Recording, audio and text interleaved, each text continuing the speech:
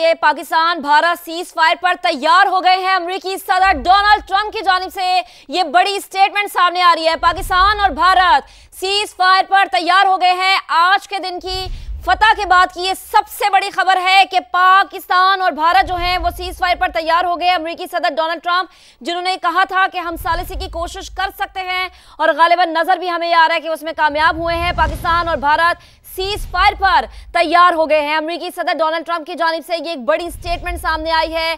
याद रहे कि आज अहम टेलीफोनिक राबता हुआ था मार्को रूबियो और आर्मी चीफ के दरमियान, और ये एक बड़ी खबर है कि पाकिस्तान और भारत सीज फायर पर तैयार हो गए हैं। अमेरिकी सदर डोनाल्ड ट्रंप की जानिब से ये स्टेटमेंट सामने आई है। अब तक की सबसे बड़ी खबर आपके साथ शेयर करें कि पाकिस्तान और भारत सीज फायर पर तैयार हो गए हैं। अमेरिकी सदर ट्रंप की जानिब से स्टेटमेंट सामने आई है। पाकिस्तान और भारत कशीदगी की सूरत हाल थी खत्ते में, और अभी बड़ी खबर, बड़ी डेवलपमेंट ये है कि पाकिस्तान और भारत सीज फायर पर तैयार हो गए हैं। पाकिस्तान और भारत के जो हालात थे, जो कशीदा सूरत हाल थी, उस पर अभी तक की सबसे बड़ी डेवलपमेंट ये हुई है कि दोनों मुमालिक पाकिस्तान और भारत सीज फायर पर तैयार हो गए हैं। ये बड़ी खबर है और इसमें सालिसी का किरदार गालिबन अमेरिका ने अदा किया है। अमेरिकी सदर डोनाल्ड ट्रंप की जानिब से ये बड़ी स्टेटमेंट, बड़ा बयान सामने आया है। याद रहे कि आज मार्को रूबियो का टेलीफोनिक राबता हुआ था हमारे आर्मी चीफ से और इसके अलावा नायब वजीर आजम इसहाक डार से, और उसके बाद जो है ये एक बहुत बड़ी डेवलपमेंट खित्ते के अमन की जानिब, गालिबन इसे एक हम कदम कह सकते हैं। दोनों ममालिक के शुक्रगुजार है। जनरल जाहिद महमूद हमें इस वक्त ज्वाइन कर चुके हैं, तज्जियाकार हैं आप, बेहद शुक्रिया वक्त देने के लिए। बहुत बड़ी खबर है अभी तक ये कि दोनों मुमालिक सीज फायर पर तैयार हो गए। क्या कमेंट करेंगे?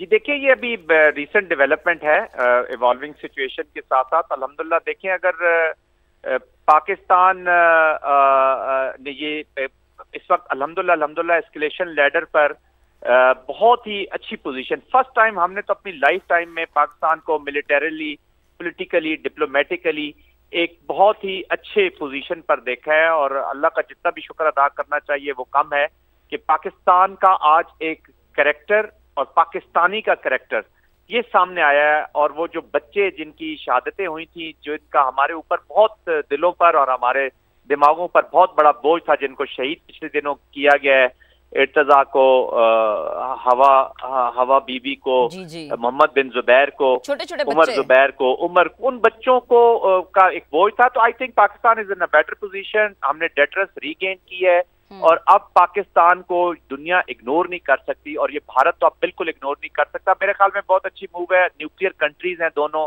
मैं देखिए, बीइंग अ मिलिट्री मैन, आप बड़े वो होते हैं कि आपको एक होता है कि जी जारी रखना चाहिए, आपका भी कौम का भी एक, लेकिन we are a sensible nation ji. Allah सुब्हाना ताला ने हमें इस्लाम में इसी चीज का हुक्म दिया है, और नबी पाक सल्लल्लाहु अलैहि वसल्लम ने इन्हीं चीजों पर हमें फॉलो अप करने का, जब अमन की बात हो तो उसमें दिया। इंसानियत की ताजीम करने वाली कौम है। अल्हम्दुलिल्लाह पाकिस्तान की अफवाज, पाकिस्तान की अवाम, पाकिस्तान का मीडिया, पाकिस्तान की पॉलिटिक्स, ये सब की जीत है, ये पाकिस्तान की जीत है, ये याद रखिएगा। और अल्लाह का जितना हम शुक्र अदा करें वो कम है। I think we have regained the deterrence, और उन्होंने जो हमने रिजॉल्व शो किया है जी, रिस्ट्रेंट तो हम कर रहे थे, 3-4 दिनों से बहुत चीजें इकट्ठी हो गई थी, और अवाम में भी एक इस्तराब सा था कि रिस्पॉन्स क्यों नहीं जा रहा, लेकिन रिजॉल्व उधर होता है जी। तो have faith in your military leadership, have faith in your leadership, have faith. ये याद रखिएगा कि पाकिस्तान पे देयर इज नो कम्प्रोमाइज, और इंडियन कॉन्टेक्स्ट में तो सोचा भी नहीं जा सकता कि कभी कम्प्रोमाइज करेंगे। हमारे जो प्रोफेशनल मिलिट्रीज हैं, जिन बच्चों ने, जिन यंगस्टर्स ने, जिन जवानों ने, जिन सिपाहियों ने, जिन जर्नैलों ने, जिन अफसरों ने, जवानों ने, जेसीयूज ने इसमें हिस्सा लिया है, एयरफोर्स, नेवी, सब खराजे तहसीन के मुस्तहिक है। बट तैयारी रखनी है एज अ कौम। अब हमने इस हिंदुत्व माइंडसेट के साथ जिंदगी गुजारनी है। ये इसको एक इवेंट तो खत्म हो जाएगा मे बी, लेकिन ये नफरत तो उसने अपने अवाम में डाल दी है, और आपने एम्बेरस करते इंडियन आर्म फोर्सेस को।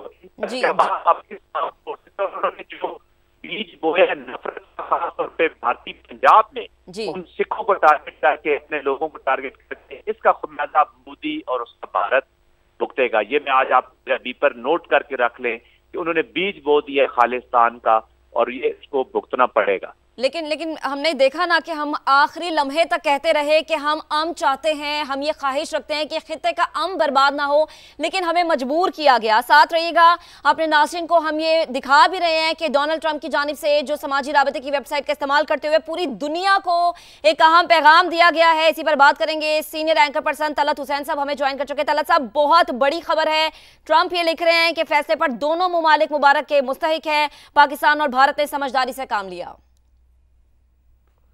जी, अब वाकईतन बहुत बड़ी खबर है। मेरे ख्याल में पाकिस्तान के लिए इससे बड़ी जीत इन हालात में हो नहीं सकती।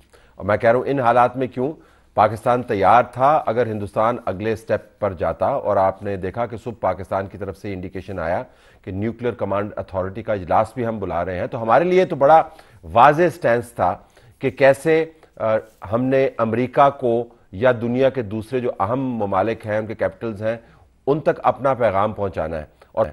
और पैगाम यह था कि अगर आपने सीज फायर करवानी है तो जो प्रॉब्लम क्रिएट कर रहा है दिल्ली, आप उसका हाथ रोकें। अगर आप उसका हाथ नहीं रोकेंगे तो हमारे हाथ भी नहीं रुकेंगे और शेर का सवा शेर होगा। तो अगर आप इस सीज फायर को देखें, उसने तो बात की है कि दोनों ने रोका है, लेकिन असल में मजबूरी हिंदुस्तान के लिए पैदा की है। और शुरू दिन से पहलगाम से लेकर उस सीज फायर तक हिंदुस्तान का जो ख्याल था कि ट्रंप की तरफ से उसको बहुत ज़बरदस्त किस्म का, वो कहते हैं कि double hand shake and triple embrace किस्म की पॉलिसी मिलेगी, उसको वो बड़ा अपने साथ बिठाएगा, वो नहीं मिली। अमेरिका को पता था कि इसके अंदर गलती किसने की है, इसके अंदर ज्यादती किसने की है। और आज आपको नजर आया कि जब पाकिस्तान की तरफ से जवाब गया तो अमेरिका भी मजबूर हो गया हिंदुस्तान का हाथ पकड़ने पर। यह हिंदुस्तान का हाथ पकड़कर सीज फायर करवाई गई है, ये जानना बड़ा जरूरी है। पाकिस्तान के लिए तो ऑप्शंस बड़ी खुली हुई हैं। उन्होंने 6 जगह पर हमला करने की कोशिश की, हमने 26 से जवाब दिया। तो मेरे ख्याल में ये विन विन है पाकिस्तान के लिए और वाशिंगटन के लिए, और ये लूज एंड एम्बैरेसमेंट है दिल्ली के लिए। सही। तलत साहब ये भी फरमाएगा, इसहाक डार जब गुफ्तगू भी कर रहे थे वो कह रहे थे कि मैं पुर उम्मीद हूं कि भारत शायद बैक फुट पे अब चला गया, तब उसको कुछ समझ आ जाए। और जब हमने भारत की डीजी की प्रेस कॉन्फ्रेंस हमने सुनी थी, वो भी यही कह रही थी कि अब हम बैक फुट पे जाना चाहते हैं, बस बहुत हो गया है। तो वाकई क्या मोदी समझ जाएगा, क्योंकि ट्रैक रिकॉर्ड बीजेपी का और आरएसएस का कुछ अच्छा नहीं है, कहते कुछ है करते कुछ है।